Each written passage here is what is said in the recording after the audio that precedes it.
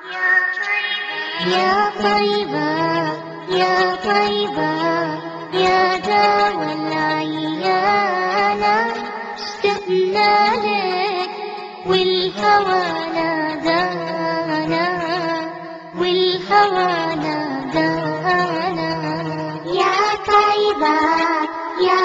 நான் கூறுகிறேன், நெஞ்சிலே கைகட்டுகின்றார்களே, இந்த நெஞ்சிலே கைகட்டுவதற்கு ஒரு ஹதீஸ் கூட ஆதாரப்பூர்வமான ஹதீஸ் கிடையாது. ஒரு ஹதீஸை காட்ட முடியாது. அப்படி இருக்குமேயானால், ஆதாரப்பூர்வம் விமர்சிக்கப்படாத அறிவிப்பாளர்கள் இடம்பெற்ற ஹதீஸாக இருக்குமேயானால், ஒரு ஹதீஸ், 2 வேண்டாம், 3 வேண்டாம், எண்ணிக்கையிலே வேண்டாம், ஒரே ஒரு ஹதீஸை நெஞ்சிலே கையை கட்டுவதற்கு காட்டி விடுவீர்களேயானால் ₹1,00,000 மைதானத்தில் இங்கே மேடையிலே தெரிகிறேன். தர முடியவில்லை என்றால் வெட்கப்படுங்கள். மானம் என்று ஒன்று இருக்குமேயானால் சற்று நேரம் சிந்தித்து பாருங்கள், எதை அடிப்படையாக வைத்து சொல்ல ஆரம்பிக்கிறீர்கள் என்று.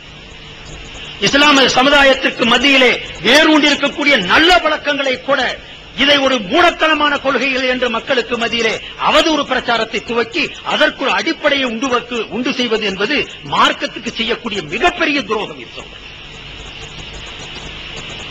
ஒரு கூட்டத்தில் இப்படி பேசவும் செய்தேன், ஒரு நாள் பூராவும் இருந்தேன், ஒரு பயம் வரல.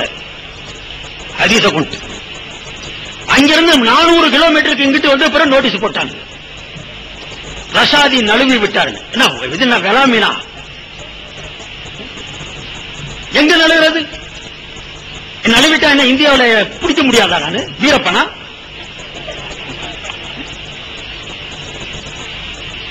நான் தான் ₹1,00,000 சொல்லி இருக்கிறேன். ஆனா அன்னையும் இதையும் சொன்னேன், ஹதீஸ் கொண்டு வரல மாப்பிள்ள, நீ ₹1,00,000 கொடுக்கணும். இல்லன்னா ஹதீஸ் கொண்டு வா, நான் தர்றேன். சத்தியமாக நான் செயல்படுத்துறேன். பலமான ஹதீஸா இருக்கணும்.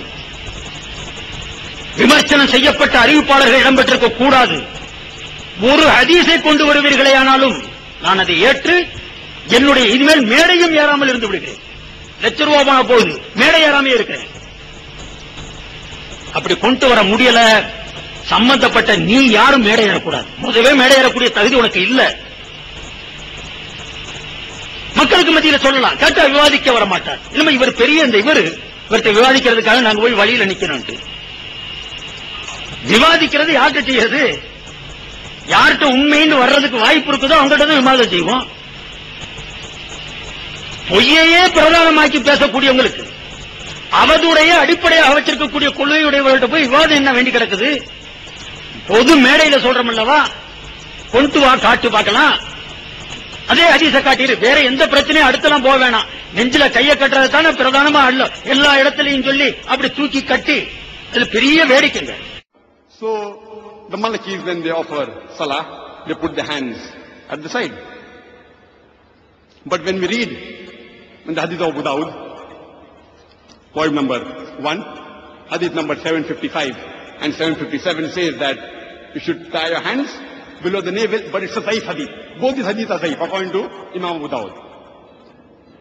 Abu Dawud, volume number 1, hadith number 756 says that keep the hand above the navel, which is more strong than the Sahih hadith.